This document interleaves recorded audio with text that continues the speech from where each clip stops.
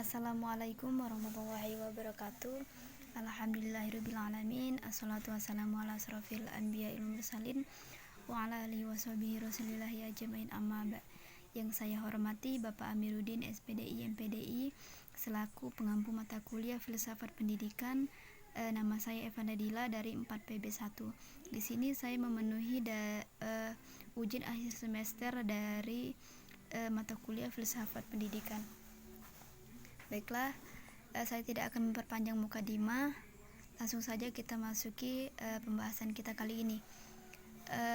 Apa masalah pendidik guru Islam saat ini dan bagaimana solusinya? Itu rendahnya kualitas sarana fisik. Untuk sarana fisik, misalnya banyak sekali sekolah dan perguruan tinggi kita yang gedungnya rusak, atau pemilikan penggunaan media belajar rendah, buku perpustakaan tidak lengkap, sementara laboratorium tidak standar. Pemakaian teknologi informasi tidak memadai, sehingga sebagiannya itu tidak terkendalikan. Lalu rendahnya kualitas guru, keadaan guru di Indonesia juga amat memprihatinkan, karena kebanyakan guru itu belum memiliki profesionalisme yang memadai untuk menjalankan tugasnya. Sementara rendahnya kesejahteraan guru, dalam artian rendahnya kesejahteraan guru ini mempunyai peran dalam membuat rendahnya kualitas pendidikan. Dan di sekitar lingkungan kita saja, lihat, dengan pendapatan rendah, banyak guru terpaksa melakukan pekerjaan sampingan. Lalu bagaimana solusinya untuk permasalahan ini? Ini seharusnya pemerintah yang baik dan sehat itu lebih memiliki struktur ataupun program kerja yang nyata, sehingga dapat menyalurkan bantuan kepada sekolah-sekolah yang lebih membutuhkan melalui dinas pendidikan. Sedangkan perihal kesejahteraan itu, guru dan tenaga pengajaran, pemerintah harus mencari solusi dari kesenjangan sosial yang terjadi antara ASN dan honorer, karena dengan perbedaan yang terjadi menimbulkan perpecahan yang sangat luar biasa. Lalu ada apa dengan peserta didik Islam saat ini dan bagaimana sih solusinya? Untuk peserta didik Islam saat ini sangat jauh terbelakang dengan peserta didik lainnya, sebab karena pengaruh globalisasi dan kemajuan teknologi saat ini, penggunaan yang tidak sesuai dengan yang diharapkan,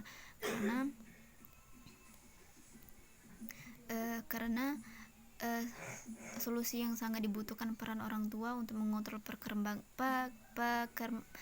perkembangan anak dalam berinteraksi dengan kemajuan teknologi agar tidak menyimpang.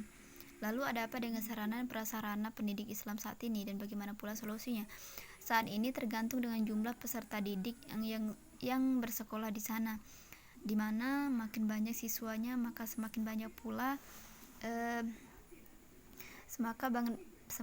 pula dana yang akan didapatkan, ataupun masalah sebaliknya. Sedangkan juga dibutuhkan kesadaran dari pihak sekolah untuk menggunakan dana tersebut untuk membangun bantuan sekolah yang dinaungi Kementerian Agama. Diharapkan untuk tidak melakukan potongan dana bantuan yang lebih besar, karena setiap pencarian ada beberapa potongan dana guna untuk keperluan tertentu. Lalu mengapa lembaga pendidikan Islam, misalnya MIN, MAN, MTS, MAN itu kurang diminati oleh para pelajar, sementara mereka lebih banyak memilih SD ataupun SMP, SMA. Lalu bagaimana solusinya? Kurangnya minat masyarakat menyekolahkan anaknya mungkin tergantung kepada ekonomi, dan juga kurang pengetahuan terhadap pentingnya sekolah di MAN ataupun di pesantren. Namun pada dasarnya dengan sekolah di MAN ataupun berbasis keagamaan seperti pesantren, itu justru lebih terarah kesejahteraan berakhlak dan lebih bermoral, dan diajarkan semua aspek yang berkaitan dengan ajaran agama. Dan di dalam semua ayat-ayat Al-Quran itu sudah ditanamkan nilai-nilai agamis, jadi tertanam di dalam diri mereka kelak. Dan ada juga dari minat, itu tergantung dari minat peserta didik ya. Jadi itu artinya minat diri peserta didik itu dapat dilihat bahwa rata-rata anak yang sudah di sekolah masing-masing mempunyai alasan tersendiri ataupun dorongan motivasi dan cenderung yang lebih tinggi minat untuk melanjutkan pendidikan ke tingkat berikutnya berdasarkan pilihan sendiri dan tidak ada paksaan dari orang tuanya. Sebenarnya ada banyak cara untuk memberikan pendidikan kepada anak-anak baik madrasah ataupun sekolah umum. Adapun pendidikan formal tidak sebatas dengan memberikan pengetahuan dan keahlian kepada anak-anak mereka di sekolah. Sekalipun selain itu, pendidikan non formal menanamkan tata-tata nilai yang serba luhur dan atau akhlak mulia, norma-norma, cita-cita dan tingkah laku dan aspirasi dengan bimbingan orang tua di rumah. Sementara yang dimaksud dengan masyarakat dan bagaimana apa yang kita lakukan oleh masyarakat untuk meningkatkan mutu pendidikan Islam. Dari secara garis besar pendidikan masyarakat itu mengacu sekelompok orang yang hidup bersama dalam satu komunitas yang teratur. Sementara sekelompok manusia yang dapat dikatakan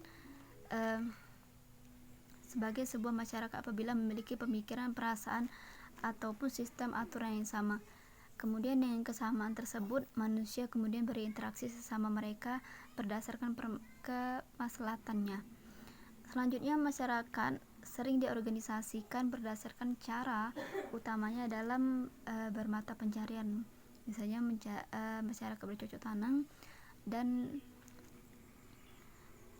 masyarakat agrikultural intensif yang juga disebut dengan masyarakat peradaban. Lalu bagaimana peningkatan mutu pendidikan Islam? Yang pertama itu mengembangkan potensi tentang agama dan membuat terinspirasi oleh misi-misi tentang peningkatan kualitas pendidikan agama sehingga dapatlah untuk diminati oleh sekelompok masyarakat dalam sorotan tentang pendidikan Islam. Lalu bagaimana pandangan Islam tentang lifelong education?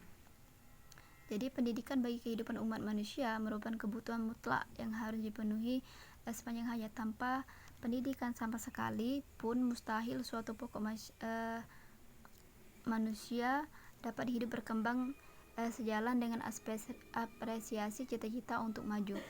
Kemudian sejahtera dan bagaimana menurut konsep itu pandangan hidup mereka. Lalu dalam pandangan pendidikan umum